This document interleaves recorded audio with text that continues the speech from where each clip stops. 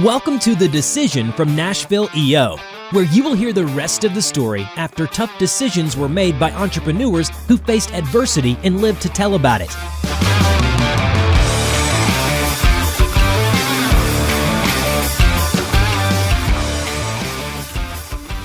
Welcome to The Decision, the podcast for entrepreneurs by entrepreneurs, hosted by EO Nashville. This is where we talk about all the battles that we encounter running a business, starting it, growing it, making it run, making it thrive, dealing with the issues that come up from time to time.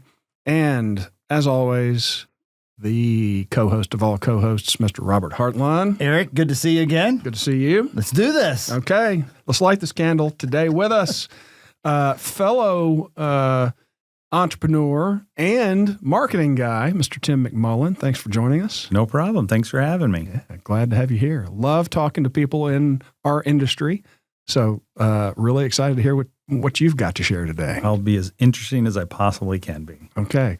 Robert's the good question asker, so I'm gonna toss it to him. You've been in EO for like 20 years, right? I have. Yeah. Who was Tim before EO? Who was Tim before? Wow. Like, there you go. See? Yeah, Told you. exactly. I mean, I have a little of what did I do up to Red Pepper story, if you'd like. Yeah, let's do that. I mean, it's pretty simple. I did start Red Pepper pretty young. So I grew up in Hendersonville, Tennessee.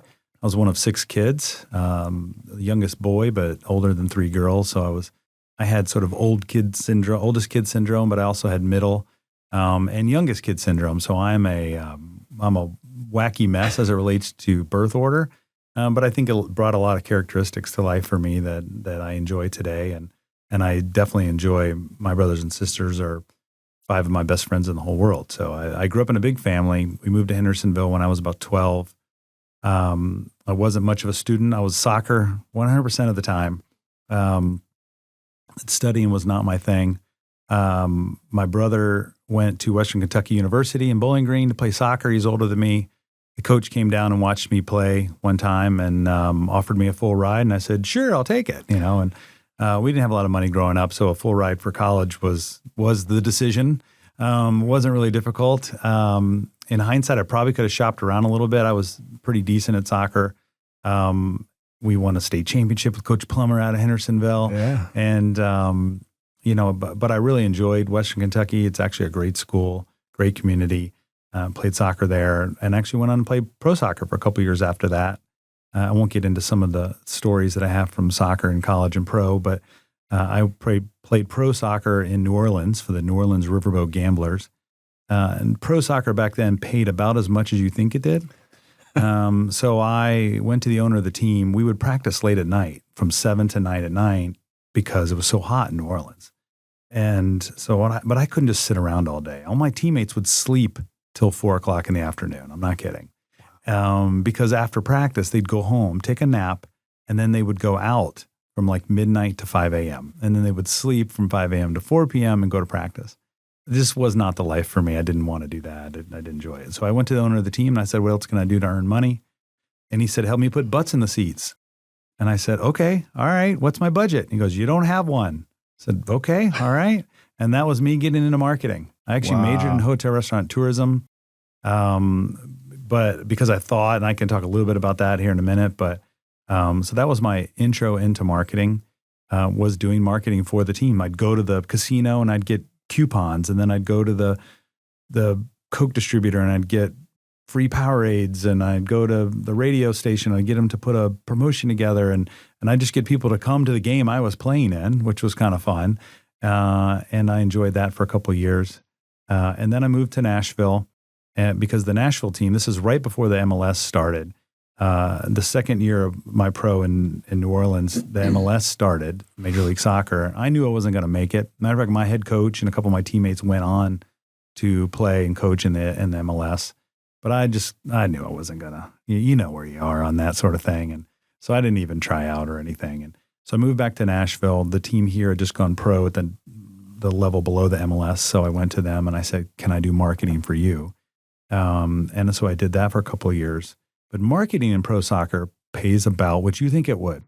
So I did that for a couple of years, and then I decided to get a real job with real benefits and, a desk and all that kind of stuff. And Jamie Clary, a friend of mine from Hendersonville, Tennessee, actually, was working at the Nashville Business Journal. And he said, why don't you come work here? You'd be a great sales guy. So I went and met with the editor, Scott McQuigg, who was actually a big part of my story. We might break down a little bit, but I didn't have a resume. I just went in there and talked to him, and he hired me, and I took a job doing sales. And there was no computers. It was kind of funny because I was like, where's my computer? And so I actually said, well, if I buy a computer on credit, well, you take it out of my paycheck? And then I got the first computer in the sales department. When I left a couple years later, everyone had computers. So I like to think I computerized the Nashville Business Journal. Almost done. But one of my first meetings was with an ad agency here in town called Lamb Andrews, not a big agency, and they kind of focus on healthcare. And I went to go meet with them, and I go up the elevator and the doors open, and there's just cool furniture and music playing and cool people walking around. I just had some great meetings, and I said, this is where I want to work. And 2 years after that, everything was in 2 years for a stretch there. 2 years after that, I got a call, and they said, hey, do you want to come, do new business development for us at Lamb Andrews? And I said, well, and they said, can you come in on Monday? It was a Friday, and interview. And I said, well, I'm getting married tomorrow, but I'll come in, when I get back from my honeymoon. And so I went back, and even in the interview process, I teased them that I would maybe buy them out someday, or, that I wanted to own my own agency. I never hit it. 2 years later, I'm not kidding. We were pregnant. We were pregnant 6 weeks after we got married. This is my first marriage. And when that child was 6 months old, I walked in and said, I'm leaving Lamb Andrews and I'm starting my own agency. My wife at the time looks at me. She's holding the baby, sitting on the floor. She looks up at me. She says, fine, but your income can't change and you can't borrow any money. I said, fine. Did you have clients? 0 clients. Well, wait, what made you think you could do that? Well, and that's the thing about whether or not a lot of people want to start a business or not. And I just always knew I was going to own my own business. I just always knew it. And so I didn't care. And I wasn't making much money. So that was the best time to start a business is when you don't have a lot of things to worry about. Well, if you know how to sell, that helps. That's a starting point, because you had some confidence in your ability to convince someone to do you. Yeah. So I basically talked to Scott McQuigg, the old editor of the Business Journal, had moved on to be the president of some company, and he had some extra building space. I did trade with him. I got some client that couldn't afford Lamb Andrews, did not steal a single client. Got some client to pay us a little retainer, and me and a guy named Nate Fleming, who's still at Red Pepper today, just went for it. So how long did you run the business before you kind of got involved in EO? Only a couple of years. Yeah. That was probably about 2 years. And what was the reasoning to join EO? Everything's 2 years. Yeah. I don't know. The funny thing is I was a terrible student. But my last year in college, I finally started to realize that studying is kind of fun. Getting smart is fun. Unlearning old things is fun. Learning new things, that kind of stuff. And I sort of fell in love with learning. And I knew I had a lot to learn to run a business. And I don't know if it was like a ego thing that I wanted to join or a learning thing I wanted to join. But I remember somebody telling me about it. I went to a meeting, a little lunch thing they still do today.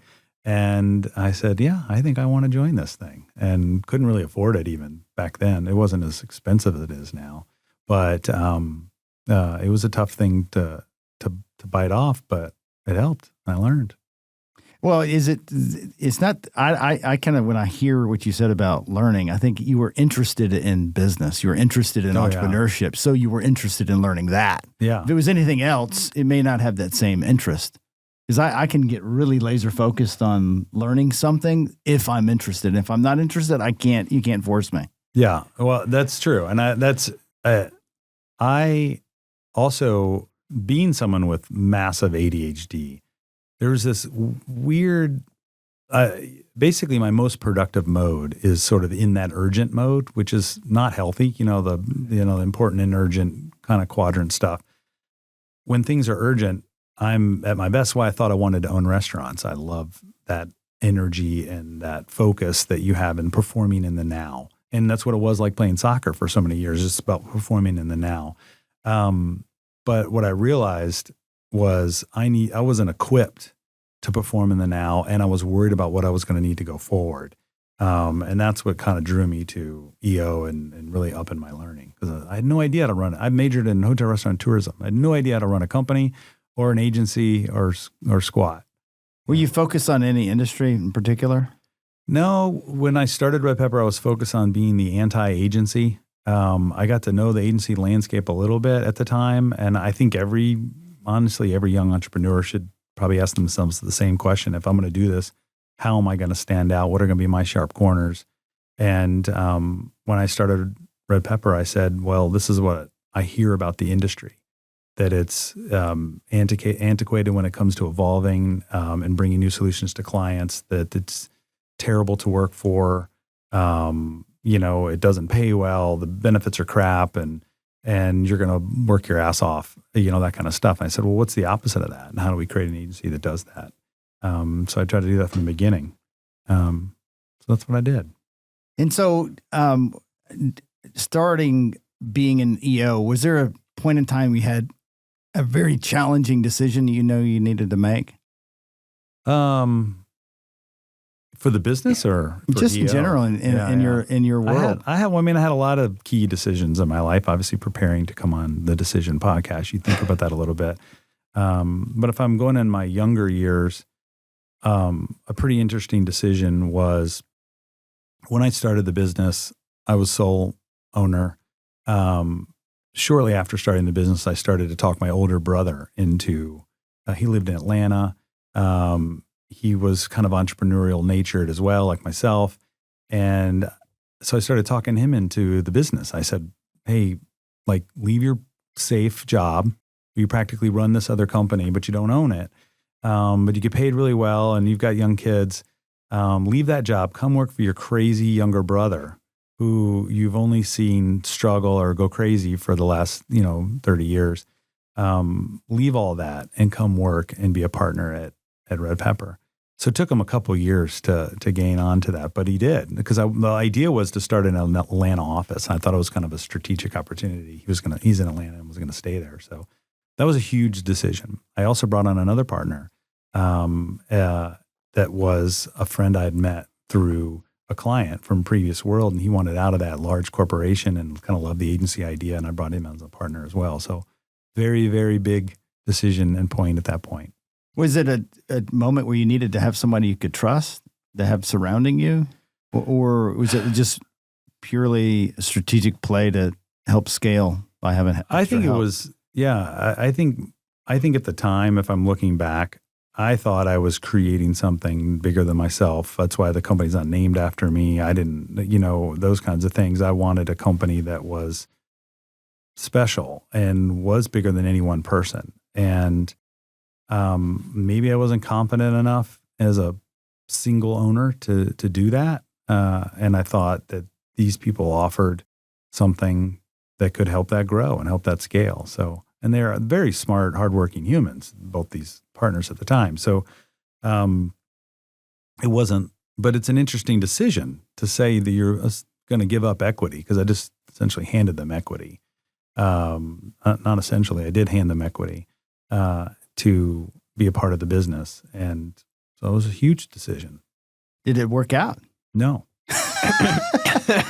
Well, I asked that because I've navigated that where you bring family or close friends. Yeah. Because you don't want to be alone. Sometimes because it's kind of stressful and you haven't figured out things. And how did you navigate having that decision that you made into what you had to do next? Yeah. Well, I mean, this is not the platform, or we don't have as much time to go into some of the aspects of what it's like to be in business with your older brother.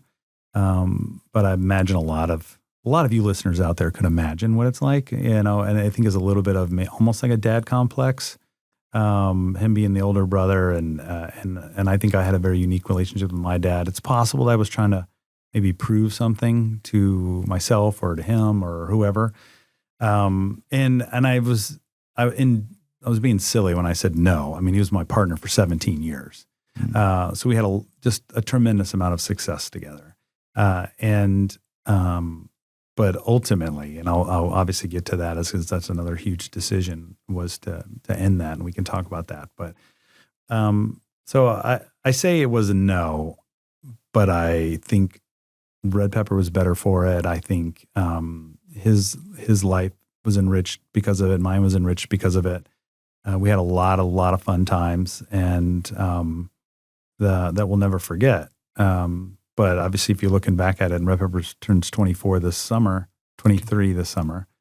Oh yeah, 23 this summer.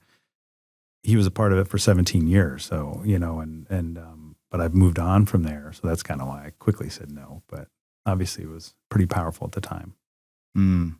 When you typically have these decisions, if you made in the past, do you recollect why you made the original decision in the first place and play back the tape to find out how you could change the way you do decisions going forward? Or do you do that, or just what did you learn about that? Yeah, I wrote while you were asking the question, strategic, I can't even say the word, but strategic consideration. So there's being a sort of a ID on the disc profile, and I'm high energy, high action, being involved in sports so much and restaurants so much. I'm less think, more do, and I would flip that a lot earlier. I have flipped that now. I still struggle with it. I'm probably only balanced. Someone that's actually really contemplates things would laugh at me as far as my contemplation ability. But I'm way more calm about it now. I'm way more, what is the goal? Why am I doing this? What are the possible outcomes? I've done a lot of strategy work for clients and myself since then. And so I've learned the techniques of walking around a tree and that's why I'm doing this is in your mind, if you picture a giant redwood, you can't see what's on the other side of that tree unless you walk over there or talk to people on that other side of the tree. And so it just helps me, just a simple visual graphic to say, walk around this tree, walk around that decision, get the perspective you need from people or yourself or whatever it might be, and slow down my decisions and make less of them instead of rapid fire, quick, decisions. So that's what I do different now and try to do different. How do you make less decisions? Well, it's a couple things, and this is a little bit of a lead into, I think, one of my biggest decisions in my life. So I could use that as a segue, but life's trucking along, and a lot going on. 4 kids in 5 years, started a business. My wife at the time started a business as well. And I was working very, very hard to try to grow the business and be successful. But I was confused on what success really was. And I had a failing marriage. And so that marriage was beginning to fail. And then I began to go through the divorce aspects of that marriage. And in January of 2016, I was officially divorced. And then in May of 2016, Red Pepper had its first ever layoffs in its history. And in July of 2016, I was diagnosed with stage 3 cancer. And so that is a lot of hits, okay, in a short period of time. And the reason I string those things together is when you have a life-threatening illness, the world gets real small real fast.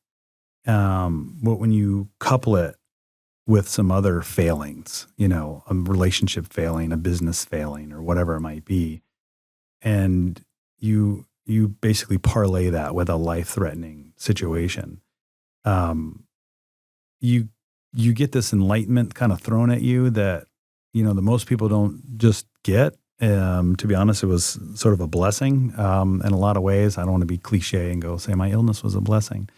No, it was a hammer to the head is what it really was. So I was making way too many things way too important, and thought I was more relevant in certain situations than I was, thought I deserved things that I didn't deserve, thought that other people were causing things to me, in my world than they really were. And the way I kind of look at it is, when you get divorced, the second a paperwork is signed, you can spend the rest of your life blaming your ex, or you can start looking inward and going, how the hell am I going to be a better partner, better human as a relationship to others? So I immediately started kind of focusing on, well, what do I do in a relationship? And how terrible am I? I was horrible. I had just no clue what it was like to empathize and listen and connect in the right ways with people, and especially a significant other. And took a lot of ownership in that. And I'm a huge evangelist of the Gottmans, Dr. John and Amy Gottman. 7 Principles for Making Marriage and All Relationships Work. I think every human in the world should read it. So that was step 1, was relationships. I'll kind of pause there, but I can move into the next step too. So when you get that diagnosis, suddenly things got pretty clear. Yeah. And were you not concerned about red pepper? Did it take that concern away? Because you were like, suddenly, okay, my health is the most important thing. Well, what it did was, so my business partner / older brother was still there, and he was scared too. His brother has, got a life-threatening illness, and one of the things that he could do more than anybody is go, I can step up to the next level of running Red Pepper while he gets better. So he absolutely did that, which allowed me to step away from Red Pepper to a huge degree. So Red Pepper became a support community for me, not a burden. Oh. The people at Red Pepper did things that I think really saved my life. The amount of water you need to drink when you're going through chemo, the mental game of chemo. One of the lessons I took about going through cancer is the human's job is not to beat cancer. That's chemo's job. The human's job is to beat chemo, because chemo will wear you down. It will make you feel sick. It will make you not want to do anything. It'll basically make your mental game go so far down that you might lose the mental game. And I quickly learned and shared with others, and others kind of caught on to that there was nothing I could do about the cancer. But what I could do was get the chemo out of me, stay mentally healthy, stay mentally supported. And I was able to do that through my work community in a huge way. And then also my kids and my close friends. Mm. Now that you've kind of gotten over that, and you had that blip where you had to let some people go and navigate that, how long before you felt like you were back to Tim? It was luckily, and the funny thing of the calendar year of 2016, I had my last chemo in December, early December of that year. So I beat cancer technically in that year as well. So that's how I ended 2016, was going through essentially hell and back. And I spent, but I still wasn't ready. I was still recovering from last chemo. And I spent December and the first week of January kind of contemplating what I wanted to keep from this experience, from divorce, business failure, to cancer. What did I want to keep? What did I want to cherish? And well, I forgot your question. Tell me, I'm going to make sure I tell this story. How did you get back to Tim? Oh, yeah, that's right. Yeah. I didn't want to get back to Tim. Yeah. I wanted to be, which kind of led me to a big decision that I'm sort of leading up to, but is I didn't want to be that guy. I didn't want to, and I've learned through other types of therapy, but I was pretty hard on myself from a shame standpoint. I said I didn't want to be that guy, but there was a lot of things that I didn't want. And what I really did was carve away. And that's what I focused on. And I created a couple tools for myself. I've created these slides where I said, okay, here's the yes funnel, here's the no funnel, and here's the yes funnel. I inverted the funnels. Have you ever seen that idea? And I said, here's what I say yes to, and here's what I say no to. And a lot of people don't write down what they say no to. And so I started doing that. I created this little graphic where on the bottom is spirituality and relationships, and on the top is physical and professional. And there's only so many hours, so something like 109 hours in a month in a week. And you can only flex them in so many different ways. You can overlap them. But I tried to create all these sort of hacks and to say, all right, well, how do I keep this life balanced and perform inside this life? So as I came back and I presented my findings to Pepperpalooza, which is our internal sort of conference and party that was in that just late December, January. And that was the start of me being the new me. So I just tried to be a really tighter, and stepping away allowed me to see and connect my learnings to, I made myself less relevant at Red Pepper and kept myself less relevant at Red Pepper. So that's kind of how do you tie spirituality inside the business for you? How do you untie these things? I think in a company, you have a culture. Culture is built on values and philosophies. And oftentimes they're built on values and philosophies of the leadership and the owners. And then those are inextricably linked to your personal values, like personal growth. We say growing people are happy people. We really want people to grow. I know that if you grow until you die, A, you'll probably live longer, and B, you'll be happier. Well, that came from a huge lesson of me being a terrible student all the way through my 4.5 years of college. And then it finally clicked. And so it just became a value of mine.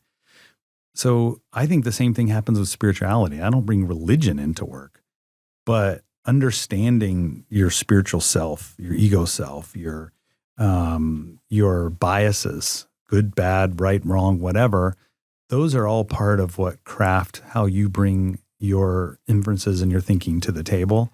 And that molds into a company culture. And so my thinking is we embrace it, and especially since like the stuff of like 2020 and all that kind of thing.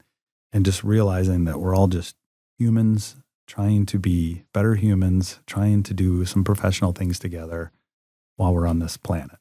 Do you feel like it's hard to like introduce a new Tim into your workforce and they still have this old image of who you were? No.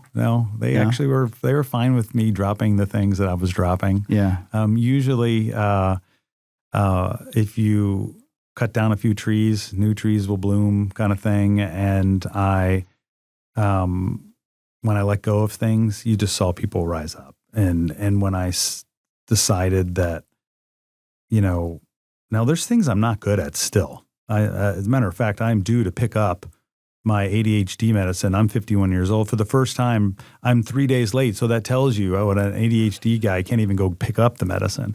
So I still struggle with attention and, scattered thoughts and things like that people notice, and but we're open about it, and we coach each other on it. And I go, Tim, get back here, or whatever it is, or Tim, we can't take on a new idea right now, or, those kinds of things. So, for the most part, they were excited to see that I was more organized, that I was, involved in the right places, and I wasn't, crumbling things down. And usually an entrepreneur that gets their act together is very well received. How have you leveraged the EO network during these important decisions or just life challenges? How have you integrated your forum into helping you with some of those things? I was in a forum for a long time. Early on in forum, I loved that forum. It was great. Somehow it had run its course. I don't really recall, nor do I want to get into forum politics on this podcast. That's for another podcast. But we decided, I can't remember if a few of us left and they added some members, but I just kind of took a pause. I was basically really unhappy and not healthy in my life, period. And you run from things when you're like that. And that's when I stepped away from forum and EO. I actually took I think I like didn't renew for a year or so. And a year or two later, probably 2 years, I came back and joined a new forum, and that was in 2015. So I just told you the story about 2016. So I joined this group of guys, I think it was like April of 2015. And, I'm within a couple of months going, I don't think my marriage is going to make it.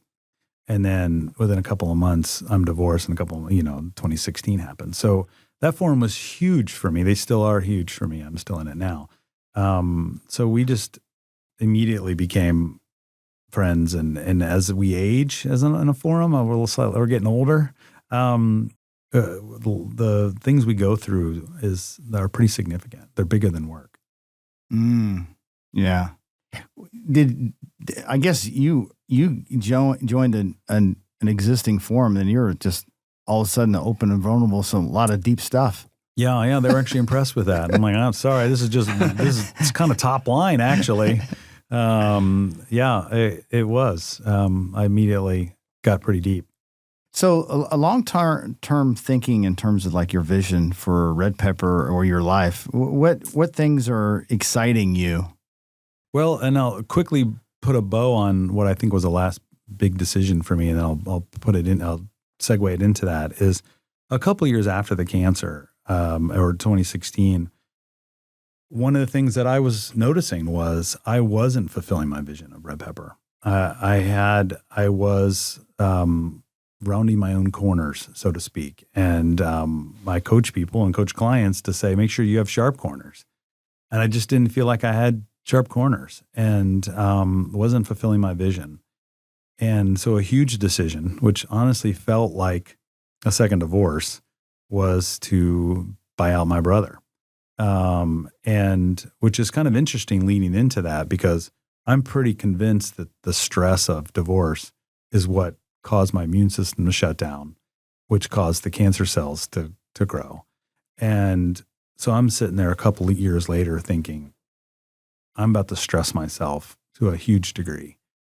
And I really had to practice my learnings and go, what's important here? What's not important here? Why am I doing this? Have I considered everything? Am I taking care of the other parties involved as best I possibly can, and those kinds of things. But essentially, breaking up with your brother is a scary endeavor. You're afraid the business is going to fail. You're afraid your relationship's going to fail. You're afraid there's financial issues, all this kind of stuff. So it was kind of a huge deal, but I wasn't going to spend the next 15, 20 years of my life with no corners and not chasing a vision. So it was a huge decision for me to buy out. Was it a presentation that you had brought to your forum many times before, and you just couldn't make the decision? Yeah, absolutely. I don't know if I presented multiple times, but I definitely discussed it. Obviously, you do that in your forum, and then when I was going through how to do it, I presented that, and had their support during the time. They're texting you and asking how it's going and checking in between meetings and all that kind of stuff, which helps, because you don't always make the best decisions during big decisions. Yeah, all that fear that you had built up, was any of it realized? No, my brother and I are still brothers. Yeah. I don't talk to him every day like I did before. Yeah. But I got 5 siblings, and I talk to him as much as I do the others. And no, none of them. Yeah. Yeah. Yeah. Wait, so now that you've faced, that was a big one to face and decide on. Yeah. Has it made all the other decisions a little bit easier? No, I think a lot of times there's a misperception of, well, I'll just speak to me, because I'm a high energy. I'm an ID on the disc, which means I'm a influential or inspirational pattern is what I am. I like to bring energy and move things forward. A lot of people associate that with risk taking. That's not true at all. And I think one of the keys to successful people is the ability to take strategic risks. And I wasn't great at it. I don't think I'm still not very good at it. So what I've actually been trying to practice is what are the strategic risks that I should be taking? What does it mean to take them? And take them. And so I'm trying to make more decisions. I'm in the middle of trying to figure that out right now. In terms of like the future red pepper? Or, yeah. I mean, all aspects of life, but staying on red pepper, absolutely. Red pepper, we got hit by the tornado in the virus, all in the same. We call it the tornado virus. Everyone else calls it COVID. We call it tornado virus. Came through on March 3rd.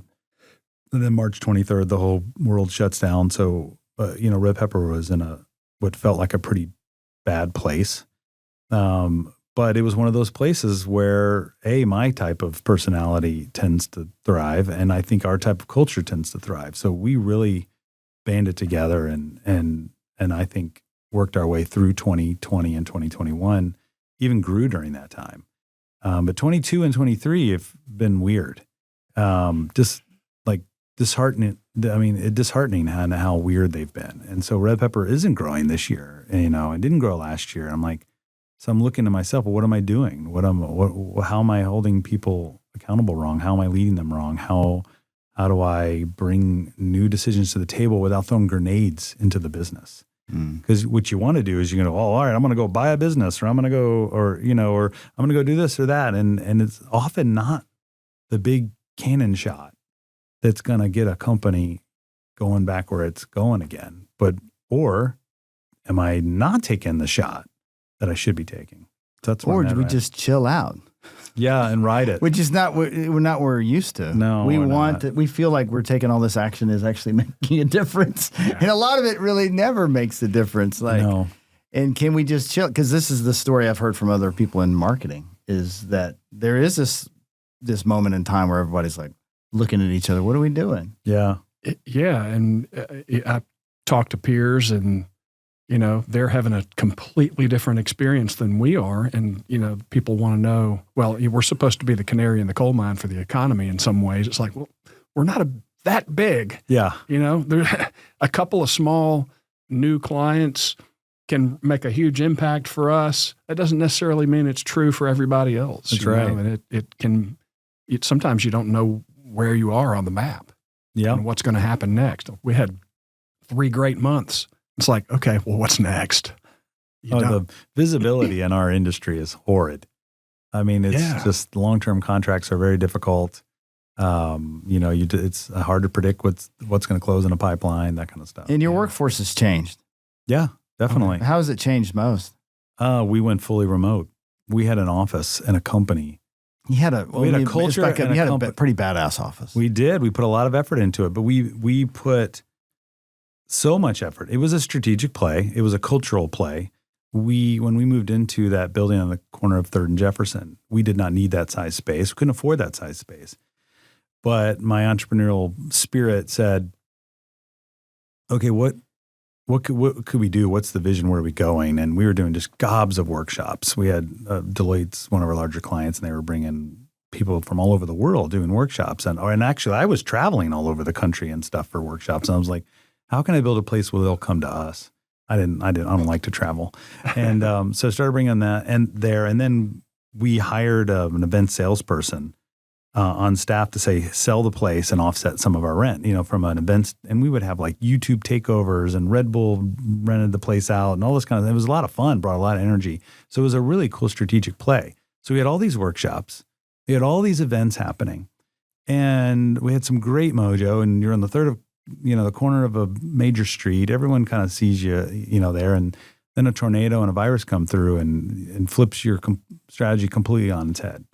And we're like, okay, so yeah, hey, we don't need it. We're not coming for workshops, and we're not coming for events. And oh, by the way, rent's still going up. I mean, the rent, because we didn't buy the building, and the rent was going to be astronomical. So literally what got us to that point would literally have killed us if we didn't make a decision. And we did. Just last year, we decided to buy out the lease. It was painful. And go 100% virtual. Wow. Now, how have you kept the culture the same? We didn't keep it the same. So I think culture is, I think every company has a culture. It's either happening to you or you're helping, foster it. And when we went through that and went through 2020 and all its enlightenments and changes in society and everything else, we knew the culture had to evolve as well. So we decided not to resist it. We decided to embrace it. We started to learn about things and open up to things and all that kind of stuff. So we really evolved the culture. When we moved out and went 100% virtual, all of a sudden we weren't paying, I'm embarrassed, I can't even get it on a record of what we were paying in rent. It was so horrific. And when you take this huge number and you rip that off of the overhead of a company, especially a small business, you're like, you take a big deep breath and you're like, oh my God. So we took some of that money and we said, we put a PPC together, party planning committee. So before you'd come to the office every day and you'd have this natural energy and togetherness, but it was very associated with work. You'd have silly moments and kitchen moments and maybe a little after work stuff or whatever. But for the most part, it was work and performance centric, which did create a certain type of culture. And because we still want high performing teams. But since there, one of the things that we've noticed is we now spend money to get people together socially every quarter. So it might be going to that putt-putt place in Nashville and you're having beers and you're putting and you're being silly and you're just being friends. And so now we do this at least every quarter. We have a canoe trip coming up in 2 weeks. We have, what we do is we get together in non-work formats that is more enriching to, I think, people's lives of getting away from their houses, but also connecting with and creating friendships that then last, when they work together. So it has, now I don't know what the future holds. I have some ideas for the office of the future. So we may have an office someday, but we have people all over the country now. There's going to be half our staff is going to be remote no matter what. Mm-hmm. So I don't know. I don't know if we'll do it again. So as a member of EO, and if you were sitting having coffee with a new EO member, what wisdom would you give them to help them on their EO journey? Well, back when I was a quasi board member, that's the other thing about, I was on the board a little bit, but they knew better than to give me an official title. Samira would be just like, Tim, just be on the board and just help us think differently and come up with fun stuff. So I loved that board seat. I don't think that anybody has it anymore. But I would say to people, everybody that joins EO, before they join, they say, I don't have time. And everyone that is in a forum and in EO says, I don't know how I live without it. And to me, that's the easiest sales pitch for EO. But what I would say to a young person that has made that decision is engage more, learn more, network more, the learnings. I actually loved the 2020 EO because the speakers and the events that were happening, they were all virtual, but they were global. And we were, we're watching Usain Bolt and giving a talk. And, I loved it. I did more EO events that year than I ever did. But I would tell someone to engage in the global network, engage in the bigger than forum community, especially if you're young. I think it's one of the mistakes I still make is I don't get out and network and see people and talk to people enough. Thank you, Tim. Thanks for joining. Yeah. Guys and gals in Nashville, Tennessee, if you're an entrepreneur and you're looking for a community, you're looking for a place to exist, we'd like to invite you to eonashville.com. Come check us out. We're over 350 now, EO members throughout Middle Tennessee who get together in a forum setting and grow together as we navigate our businesses and our personal lives. Thanks for watching and have a wonderful rest of your week.